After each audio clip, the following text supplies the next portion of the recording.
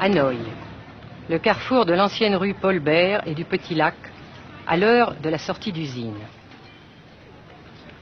Pas une seule voiture, mais beaucoup de vélos sur lesquels se déplace lentement, machinalement la foule des travailleurs, dans une régularité impressionnante.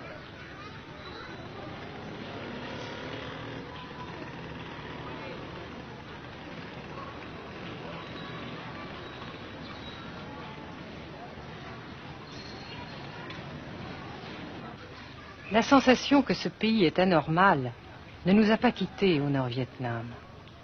Anormal d'abord parce que toute vie individuelle a disparu au bénéfice d'un effort collectif extraordinaire.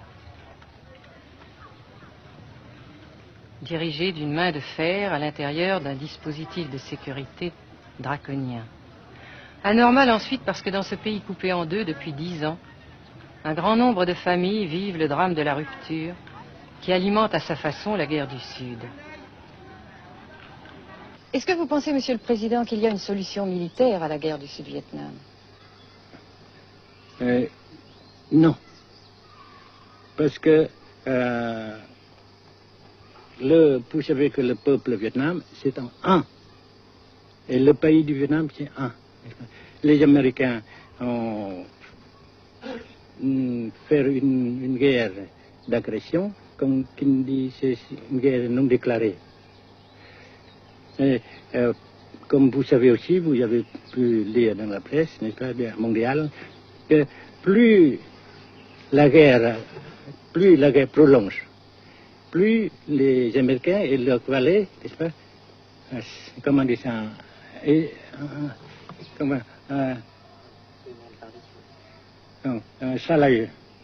s'enliser, et plus ils supportent des échecs, comme vous savez récemment, n'est-ce pas? Par conséquent, la guerre ne peut pas durer éternellement. Et je suis très heureux que les politiciens haut placés français ont reconnu cela. Vous pensez que le général de Gaulle pourrait en quelque sorte, à un certain moment, arbitrer le conflit? Arbitrer, qu'est-ce que vous comprenez par le mot arbitraire? Nous ne sommes pas des équipes de football. Mais au-delà des accords de Genève, si je ne me trompe, une idée du général de Gaulle est la neutralisation de tout le sud-est asiatique. Est-ce que c'est une idée qui vous semble intéressante? Comme j'ai déjà dit quelquefois, c'est une idée intéressante.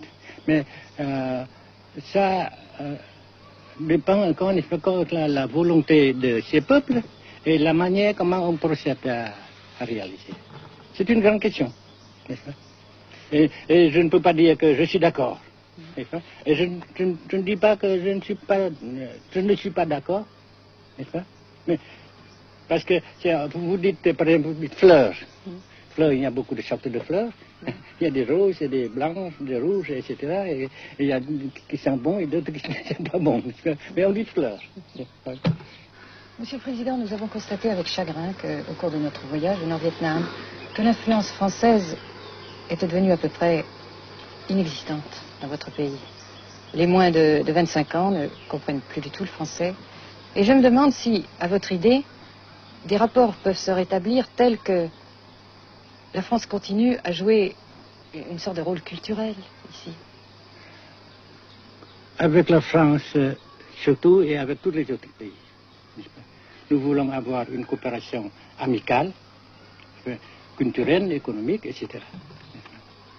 Mais je suis sûr que vous ne voulez pas avoir, n'est-ce pas, que la France ait l'influence qu'elle avait avant. C'est une autre chose. Naturellement, c'est une autre époque. Mais coopération culturelle, économique, qu'est-ce qu'il y a encore, sportive par exemple, oui. etc., n'est-ce pas, nous le désirons. Si la guerre se cristallise au sud et se poursuit encore pendant quelques années, pensez-vous que l'avenir économique du Nord-Vietnam soit viable? Je suis sûr que c'est non seulement viable, mais ça progresse.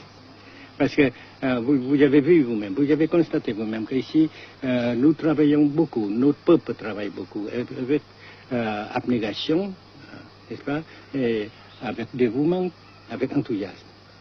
Et d'un côté, nous travaillons pour, comment dirais-je, pour, principalement, n'est-ce pas, de nos propres forces, de nos propres.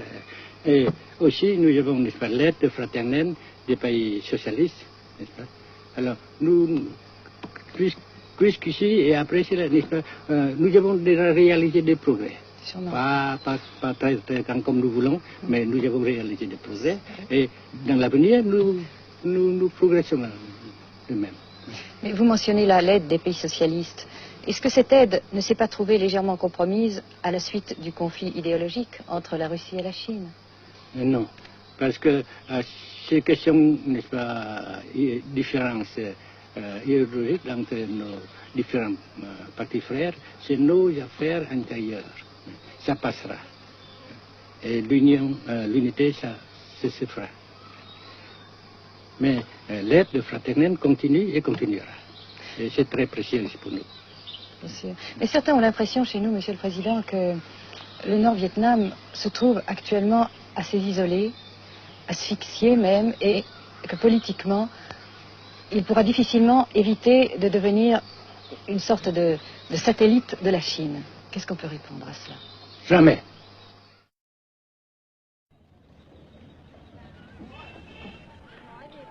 À Hanoï, la vie continue, malgré les alertes, malgré l'évacuation de plus de la moitié des habitants.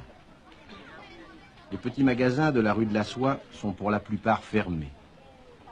Seule la trêve du Tet et ses fêtes de famille devaient redonner pour quelques jours un peu d'animation à la ville, avec la traditionnelle branche de pêcher en fleurs, symbole du nouvel an lunaire et du printemps tonkinois. La trêve, malheureusement, ne fut qu'un espoir déçu.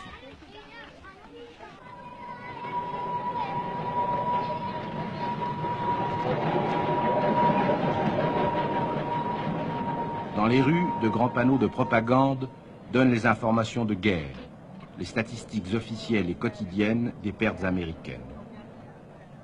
Selon le gouvernement de la République démocratique du Vietnam, 1631 avions américains auraient été abattus au-dessus du Nord-Vietnam.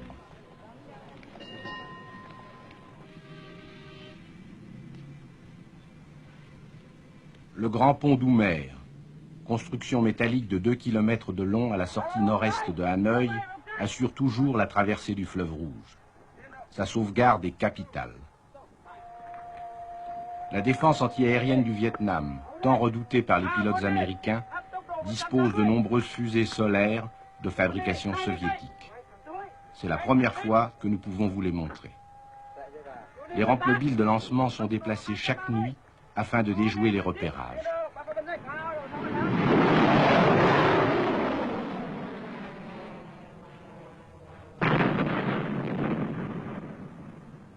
Selon les milieux officiels de Hanoï, 54 avions de l'US Air Force auraient été abattus en 1966 par la seule défense antiaérienne de la capitale.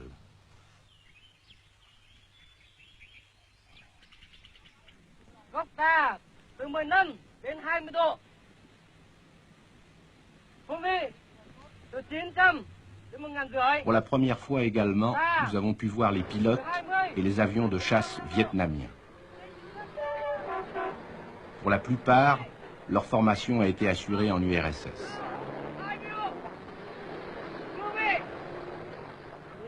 L'état-major des forces aériennes du Vietnam se défend d'utiliser des pilotes ou des spécialistes étrangers.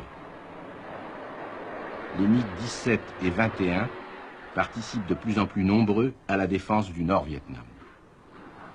Les résultats des combats aériens sont mal connus et contradictoirement mentionnés dans les communiqués vietnamiens ou américains. Le général Vo Nguyen Giap, ministre de la Défense, a répondu à nos questions concernant le point de la situation.